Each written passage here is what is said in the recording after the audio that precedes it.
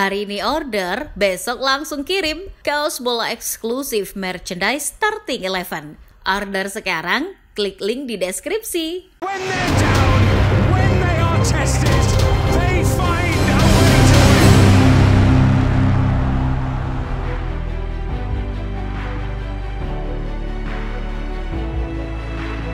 日本のサポーターってやっぱりこう当時はまだまだ歌ってさ、そうどっちでも関係ないみたいな感じのお祭りみたいなね感じだったけど、でもあそこでやっぱり注目してサッカーをねもっと応援してくれてる。Ia Sojijo, mantan pemain timnas Jepang yang turut membawa Samurai Biru ke Piala Dunia 1998 saat menceritakan momen tersebut. Piala Dunia itu adalah Piala Dunia pertama yang diikuti Jepang. Menariknya, di edisi tersebut ada satu pun dari 22 pemain yang dibawa ke Perancis adalah pemain abroad. Ini seolah paradoks. Saat pendukung timnas Indonesia yakin kalau ingin tampil ke Piala Dunia meski banyak diperkuat pemain abroad, nyatanya Jepang tampil di Piala Dunia untuk pertama kali tanpa satu pun pemain abroad. Padahal waktu itu Jepang mulai mengirim pemainnya ke luar negeri. Kenapa ya Jepang malah tidak memakai pemain abroad? Yuk kita membahasnya. Namun sebelum itu jangan lupa subscribe dan nyalakan loncengnya agar tidak ketinggalan kisah menarik lainnya di Starting 11 Story. Kamu bisa melihat daftar ini untuk melihat skuad Jepang di Piala Dunia 1998. Gimana? Semuanya dari J-League, bukan? Dari 22 nama itu ada beberapa yang familiar di telinga seperti Hidetoshi Nakata. Mantan pemain AS Roma itu terlibat dalam lolosnya Jepang ke Piala Dunia untuk pertama kalinya. Namun status Nakata bukan pemain abroad. Waktu itu Nakata masih bermain di Bellmare Hiratsuka, klub yang saat ini bernama Shonan Bellmare. Selain Nakata, Shinji Ono juga belum memperkuat Feyenoord. Ono masih berseragam Urawa Reds Diamonds. Ketiadaan pemain abroad di skuad Jepang yang berlaga di Piala Dunia 1998 bukan berarti Jepang belum mengekspor pemainnya. Ada kok, Kazuyoshi Miura misalnya. Waktu itu, King Kazu sudah malang melintang di banyak klub luar negeri, seperti Santos dan Genoa. Walau saat Piala Dunia 98 membela klub Jepang, Verdy Kawasaki. Nama Kazu yang punya pengalaman di sepak bola Brazil dan Italia tak dipanggil. Mengutip situs resmi Japan Football Association, hal itu dilakukan demi memberi ruang bagi generasi baru. Coba bayangkan, mereka baru lolos Piala Dunia tapi sudah memikirkan soal regenerasi. Wow. Timnas Jepang sendiri sebetulnya mulai mengikuti Piala Dunia sejak 1954. Namun dari edisi Swiss 1954 hingga Piala Dunia Italia 1990, Jepang tak lolos ke putaran final. Apa yang dipikirkan para petinggi federasi saat itu? Memunculkan kebijakan yang timnas sentris? Tentu tidak. Yang dilakukan adalah merenung, menelaah, dan mempelajari apa yang salah dari sistem sepak bola yang selama ini dianut. Para petinggi federasi sepak bola Jepang sampai pergi ke luar negeri. Bukan buat mencari pemain keturunan, melainkan mempelajari sistem kompetisi yang bagus. Tentu kamu tahu bahwa Jepang pernah belajar ke Indonesia kan? Nah itu dia, tahun 1991 atau setahun setelah Piala Dunia, Jepang yang baru memiliki kompetisi semi-profesional mempelajari sistem Galatama. Kompetisi profesional Indonesia yang lahir pada 1979 itu menjadi rujukan Jepang untuk membuat J-League. Sayang, ketika Jepang mencontek Galatama, kompetisi itu justru bubar karena skandal suap. Alih-alih dicari akarnya, federasi memilih membubarkan Galatama. Demikian kata Timo Schuenemann, dikutip Historia. Jika profesional belajar ke Indonesia, di level amatir Jepang belajar ke Italia. Lahir kompetisi seperti Piala Kaisar, All Japan World Football Championship, dan All Japan Intercity Football Championship yang diikuti klub-klub amatir. Format kompetisinya diadaptasi dari sistem Serie A Italia sebelum tahun 1929, yakni single tournament atau eliminasi tunggal. Pada 1965, Japan Soccer League lahir di level amatir. Kompetisi ini menggantikan dua kompetisi yang disebut belakangan. kompetisi amatir Jepang pun bertahan lama.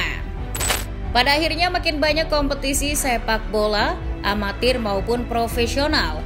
Titik lompatnya dimulai ketika J-League menetas pada tahun 1993. Sejak saat itu, klub-klub sepak bola bermunculan. Hampir di setiap prefektur memiliki klub sepak bola. Klub-klub juga lahir tidak hanya dari perusahaan, tapi juga dari komunitas. J-League lahir sebagai liga berstandar tinggi. Liga profesional ini juga menawarkan insentif bagi klub-klub amatir non-perusahaan untuk menjadi bagian dari mereka.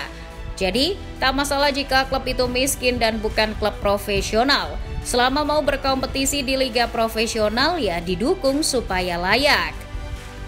Dua di antara klub amatir yang pernah mendapat manfaatnya adalah Oita Trinita dan Albirex Niigata. Dengan kompetisi yang banyak, liga yang tertata, dan klub yang tidak cuma dituntut ini itu, tapi juga diberi insentif bagi yang tak mampu. Bakat-bakat di dalam negeri terserap. Takeshi Okada, pelatih Jepang di Piala Dunia 1998 pun tak sulit untuk mencari pemain lokal untuk mewujudkan mimpi lolos ke Piala Dunia untuk pertama kali dalam sejarah. Jepang sebetulnya punya kesempatan ke Piala Dunia setahun setelah J-League lahir, tapi kalah selisih gol dari Korea Selatan menggagalkan mimpi itu. Kesempatan hadir lagi di Piala Dunia 1998 dikala sepak bola dalam negeri jauh lebih baik dari tahun-tahun sebelumnya. Namun, perjalanan Jepang terhalang kontroversi. Lewat sebuah wawancara yang disajikan di awal tadi, Sojijo mengatakan ada perdebatan mengenai proyek naturalisasi yang coba dilakukan Jepang waktu itu.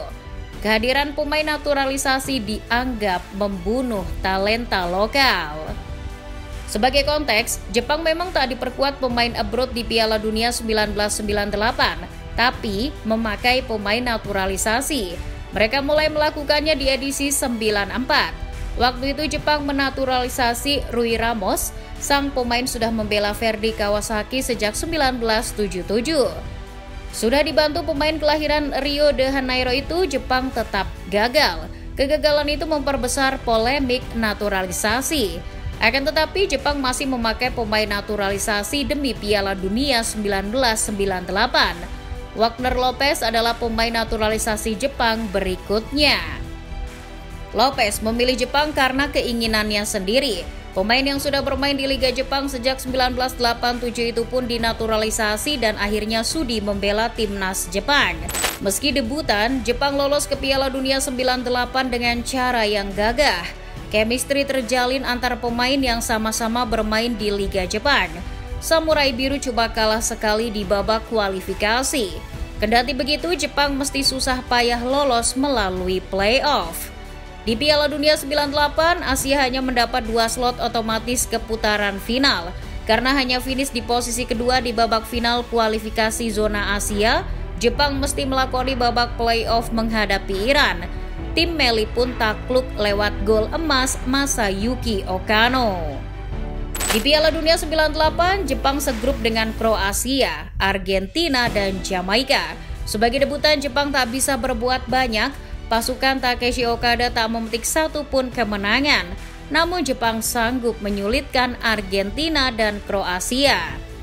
Argentina cuma menang 1-0, satu-satunya gol dikemas Gabriel Batistuta. Kroasia juga dibuat frustasi, meski bisa menang lewat gol tunggal Davor Suker. Jepang lalu tak mau pulang tanpa buah tangan. Mereka pun memaksimalkan laga terakhir dan akhirnya mencetak gol melawan Jamaika meski tetap saja kalah. Adalah Masashi Nakayama, pembobol gawang Jamaika. Namanya tercatat sebagai pemain Jepang pertama yang mencetak gol di ajang Piala Dunia. Jepang pulang sebagai juru kunci, namun bersama Tunisia, Jepang menjadi tim juru kunci yang paling sedikit dibobol. Meski berakhir memalukan, Piala Dunia 98 menandai era dimulainya timnas Jepang di pentas dunia.